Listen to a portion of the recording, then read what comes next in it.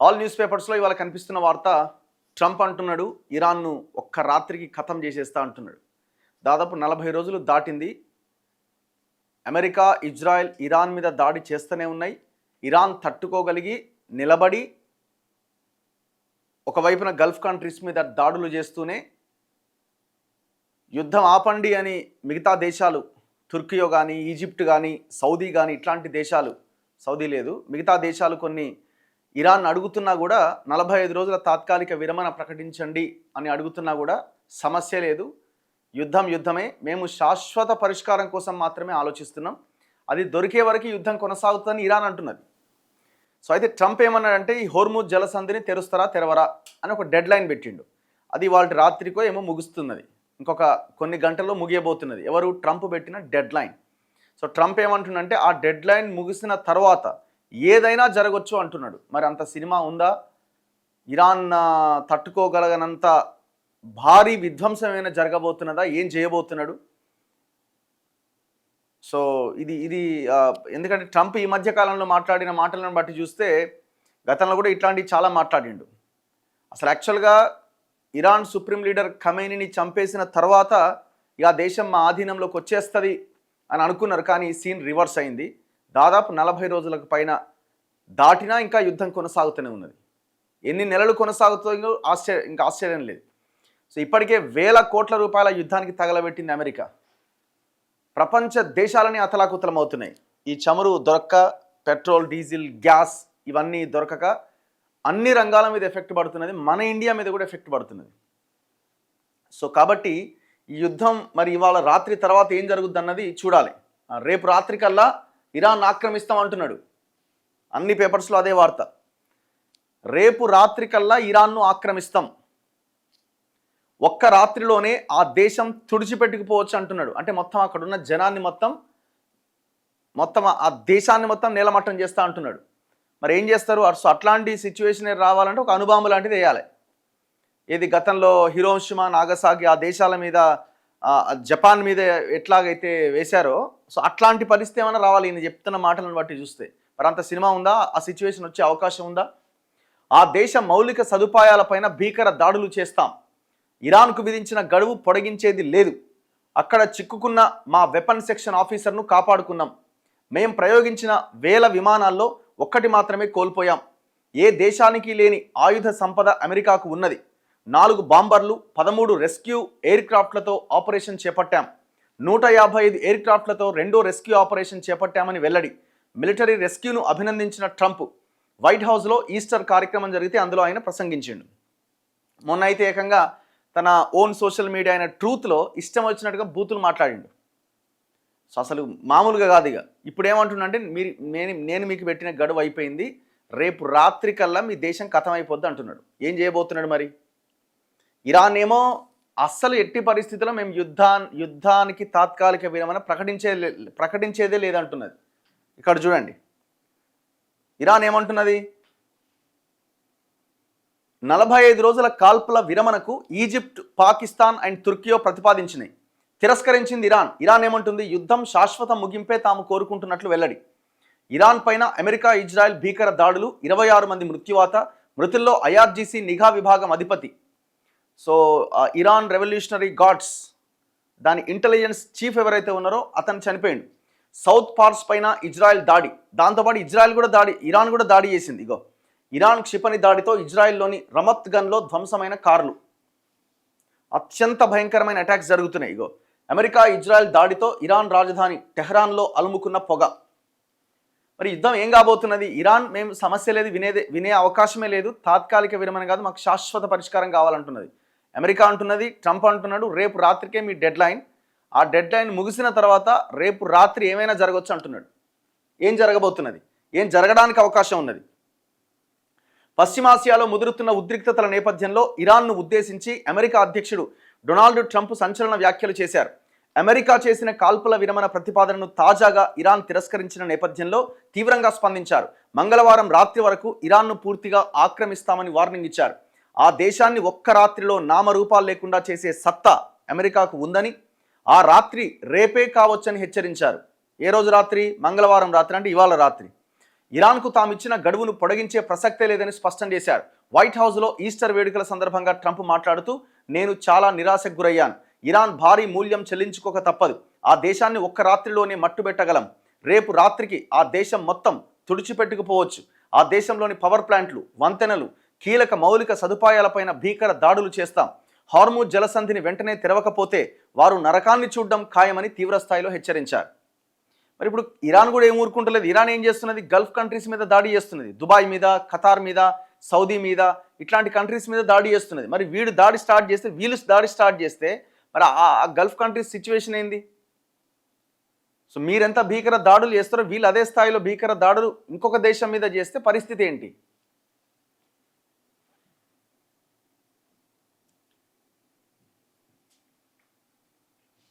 ప్రపంచంలో ఏ దేశానికి లేని అత్యాధునిక ఆయుధ సంపద అమెరికా సొంతమని ట్రంప్ గర్వంగా ప్రకటించారు. ఇరాన్ గడ్డపై చిక్కుకున్న అమెరికా వెపన్ సెక్షన్ ఆఫీసర్ను రెస్క్యూ ఆపరేషన్ నిర్వహించి కాపాడుకున్నాం. ఇరాన్ గగనతలంలోకి తమ F-15 యుద్ధ విమానం దూసుకెళ్లింది. ఈ ఆపరేషన్ కోసం 4 బాంబర్లు, 13 రెస్క్యూ ఎయిర్ క్రాఫ్ట్లను ఉపయోగించగా రెండో రెస్క్యూ ఆపరేషన్లో ఏకంగా 155 యుద్ధ విమానాలు రంగంలోకి దించాం. తాము వేల సంఖ్యలో విమానాలు ప్రయోగించినా కేవలం ఒక్క విమానం మాత్రమే కోల్పోయాం. తమ సైనికులను క్షేమంగా వెనక్కి తీసుకురావడమే తమకు ముఖ్యం. అమెరికా సైన్యం ఇప్పటి వరకు చేపట్టిన అత్యంత భారీ సంక్లిష్టమైన ఆపరేషన్ ఇదే. ప్రమాదకరంగా సాగిన గాలింపు చర్యల్లో విజయం సాధించాం. మంగళవారం రాత్రి 8 గంటలే డెడ్ లైన్. మంగళవారం రాత్రి 8 గంటల లోపు ఇరాన్ దిగి రావాలి అని ట్రంప్ అల్టిమేటం ఇచ్చారు. అది వారికి చివరి అవకాశం. ఇప్పటికే 45 రోజుల కాల్పుల విరమణ ప్రతిపాదన వచ్చింది, కానీ అది మాకు సరిపోదు. నేనే దీనిపై తుది నిర్ణయం తీసుకుంటానని వ్యాఖ్యానించారు. అమెరికా సైన్యం సాహసాన్ని అభినందిస్తూ, మేం ఏ ఒక్క అమెరికన్ సైనికుల్ని శత్రువుల చేతిలో వదిలిపెట్టం అని భావోద్వేగంగా ప్రసంగించారు. అమెరికా మిలిటరీ రెస్క్యూను ట్రంప్ ప్రత్యేకంగా అభినందించారు.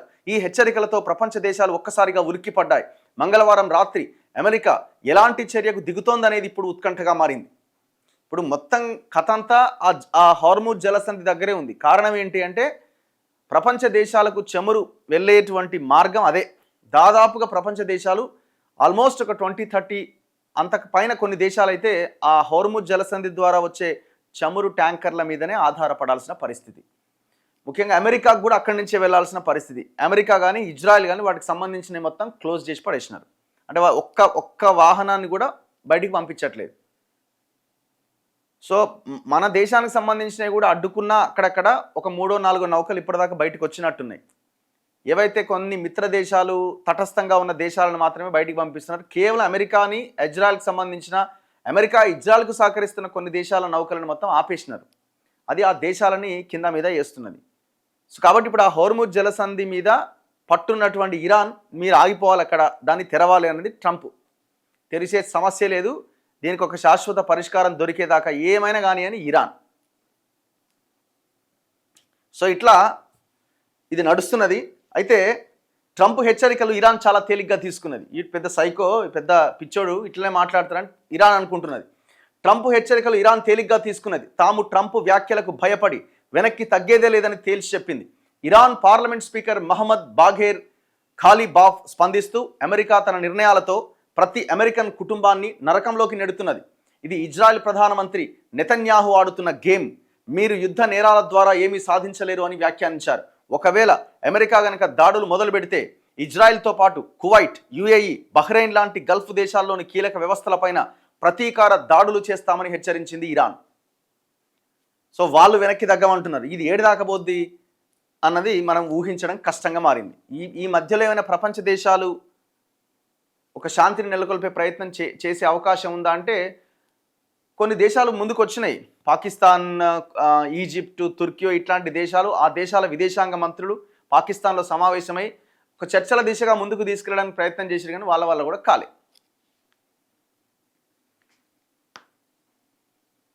అయ్యో అయితే అమెరికా జరిపిన దాడుల్లో అమెరికా ఇజ్రాయెల్ దాడుల్లో ఇరాన్కు చెందిన Islamic revolutionary guard corps IRGC intelligence అధిపతి మజీద్ ఖదేమిని చనిపోయారట. ఈ విషయాన్ని IRGC అధికారికంగా ధృవీకరించింది. తెల్లవారుజామున టెహ్రాన్ పరిసరాల్లో జరిగిన క్రిమినల్ టెర్రరిస్ట్ అటాక్లో ఖదేమి అమరుడయ్యారని తమ టెలిగ్రామ్ ఛానల్లో పేర్కొన్నారు. ఖదేమిని తమ వైమానిక దళం హతమార్చిందని ఇజ్రాయెల్ రక్షణ మంత్రి ఇజ్రాయెల్ కాడ్జ్ ప్రకటించారు. ఇరాన్ నాయకులను వేటాడుతామని హెచ్చరించారు. ఐఆర్జీసీ పౌరులపై కాల్పులు జరుపుతుంటే తాము ఉగ్రవాద ముఠా నాయకులను అంతం చేస్తున్నామని అన్నారు. ఇరాన్ నాయకులు ప్రస్తుతం ప్రాణభయంతో బతుకుతున్నారని ఎద్దేవా చేశారు. ఇరాన్ ఆర్థిక వెన్నెముకను, క్షిపణి తయారీ సామర్థ్యాన్ని దెబ్బతీయడానికి వారి కీలక మౌలిక సదుపాయాలపై దాడులు కొనసాగిస్తాం. సో ఇట్లా ఈ అటాక్స్ జరుగుతున్నాయి. ఇరాన్ కూడా ప్రతీకార దాడులు చేసిందట.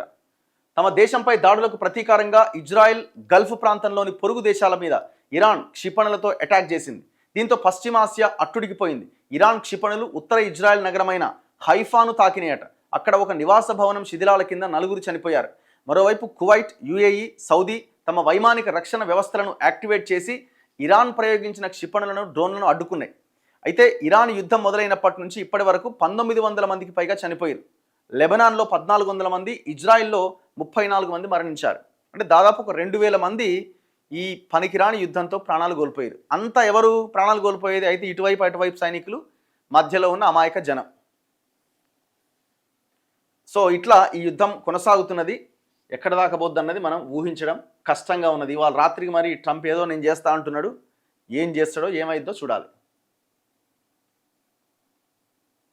సీజ్ ఫైర్కు ఒప్పుకోం అంటే కాల్పుల విరమణకు ఒప్పుకునే సమస్య లేదు. 45 రోజుల కాల్పుల విరమణకు నో చెప్పిన ఇరాన్ తాత్కాలిక విరామంతో ప్రయోజనం లేదు అని కమెంట్.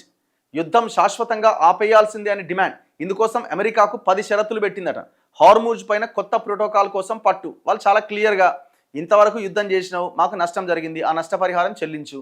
రెండోది, ఆ హార్మూజ్ జలసంధిలో మేము ట్యాక్స్ వసూలు చేస్తాం, దానికి అంగీకరించు. భవిష్యత్తులో ఎక్కడా ఎలాంటి దాడులు మా దేశం మీద చేయవని హామీ ఇవ్వు, అప్పుడే మేము యుద్ధం ఆపుతాం. అంతవరదాకా మేము నాశనమైనా సరే నిన్ను నాశనం చేస్తామని ఇరాన్ పట్టుబడుతున్నది. నేను అగ్రరాజ్యాన్ని నేనెట్లా నీకు తలగ్గుతా, అవసరమైతే నువ్వే కాళ్ళ బేరానికి రావాలి అని ట్రంప్, అమెరికా. సో ఈ మధ్యలో ఈ యుద్ధం ఇంకా రోజుల తరబడి దాదాపు 45 రోజులు దాటి ముందుకు నడుస్తూనే ఉన్నది.